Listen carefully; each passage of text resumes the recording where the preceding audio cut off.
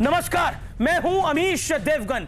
इस देश में कभी 2 सीटें जीतने वाली भारतीय जनता पार्टी आज 300 से ज्यादा सीटें जीत चुकी है और कभी 400 से ज्यादा सीटें जीतने वाली कांग्रेस 2019 में एक बार फिर नेता विपक्ष के लायक सीट भी नहीं जीत पाई है। देश का यह सियासी इतिहास आज मैं आपको इसलिए बता रहा हूं क्योंकि पार्टियों की जीत हार तो होती रहती है इस देश के अंदर। हार की जिम्मेदारी पर इस देश में इस्तीफे भी खूब हुए हैं, लेकिन कभी किसी पार्टी के अध्यक्ष ने इस तरह देश के सिस्टम, लोकतंत्र और संस्थाओं पर सवाल नहीं उठाया होगा जैसे राहुल गांधी उठा रहे हैं। क्या राहुल और कांग्रेस की हार इस देश के लोकतंत्र का अंत है?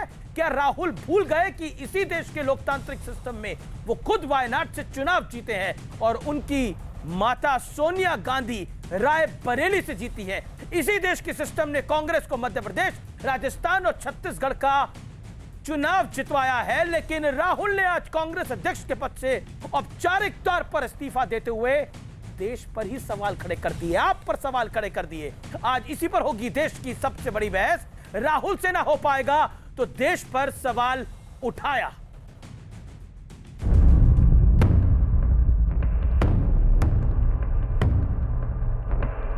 लोकसभा चुनाव में करारी हार के करीब 40 दिन बाद राहुल गांधी ने कांग्रेस अध्यक्ष पद से आधिकारिक तौर पर इस्तीफा दे दिया। लेकिन ट्विटर पर राहुल ने जो 4 पन्नों की चिट्ठी पोस्ट की है, उसे लेकर सियासी तूफान खड़ा हो गया है, क्योंकि राहुल का एक एक शब्द मोदी सरकार को कोसने वाला है। राहुल ने लिखा है, कांग्रेस सिर्फ एक पार्टी से चुनाव नहीं हारी, बल्कि हमारे खिलाफ पूरा सरकारी तंत्र और सिस्टम लड़ रहा था। भारत में संस्थानों की निष्पक्षता नहीं बची है। भारत की संस्थाओं पर आरएसएस का पूरी तरह से कब्जा हो गया है। प्रधानमंत्री की जीत भ्रष्टाचार के आरोपों को नहीं छिपा सकती। लेकिन बड़ा सवाल ये है कि क्या कांग्रेस और राहुल की हार से देश का पूरा सिस्टम खराब हो गया है? शायद राहुल भूल गए कि यही सिस्टम वायनाड और रायबरेली में भी काम कर रहा था, जहां से उनकी और उनकी माता सोनिया गांधी की जीत हुई है। ताउम्र गालिब यह भूल करता रहा, धूल चेहरे पर थी, आईना साफ करता रहा कि लोकतंत्र हार गया, देश हार गया। तो मैं जरूर पूछने जाऊंगा, क्या वायनाड में हिंदुस्तान हार गया?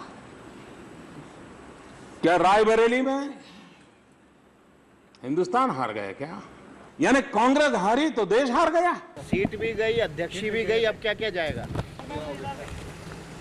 चलिए जी, जय श्री राम। राहुल ने अपनी पार्टी के उन नेताओं को लेकर भी जोरदार कटाक्ष किया है जो हार के बाद भी अपने पद से चिपके हुए हैं। राहुल ने लिखा, अध्यक्ष के तौर पर मैं 2019 चुनाव में हार की जिम्मेदारी लेता हूं। जवाबदेही पार्टी के भविष्य के लिए जरूरी है। भारत में सत्ता से चिपके रहने की आदत है। सत्ता पाने की चाह से आगे बढ़ना होगा, तभी विरोधियों को हरा पाएंगे। कि वो अध्यक्ष नहीं हैं, नहीं रहेंगे, लेकिन वो नेता तो रहेंगे कांग्रेस के। माननीय सोनिया जी अध्यक्ष नहीं है, वो हमारी लीडर रहीं और हैं और रहेंगी। पूरे देश के लोगों ने इस बात में आग्रह किया है कि वो समय है कि अपना वो मन बदलें, वापस लें अपना इस्तीफा और नए सिरे से अध्यक्ष रूप में काम करें। तो वो कांग्रेस प्रेसिडेंट क्यों बने और क्यों उन्होंने इस्तीफा दिया, ये तो अपने आप में एक पहेली है। उन्होंने इस दौरान क्या खोया, क्या पाया, ये तो कांग्रेस पार्टी रिसर्च करेगी। अजीब दास्तां है ये, कहाँ शुरू कहाँ ख़त्म। इस ग्रैंड ओल्ड पार्टी का ये जो ब्रांड न्यू पॉलिटिकल ड्रामा है। अध्यक्ष पद के लिए अशोक गहलोत और सुशील कुमार शिंदे जैसे नाम की चर्चा है, तो क्या ओल्ड ब्रिगेड के सहारे कांग्रेस का सियासी कायाकल्प हो जाएगा? लेकिन बड़ा सवाल हार के बाद सिस्टम पर सवाल उठाने को लेकर है। तो आज इसी पर होगी देश की सबसे बड़ी बहस। राहुल से ना हो पाया तो देश पर सवाल उठाया।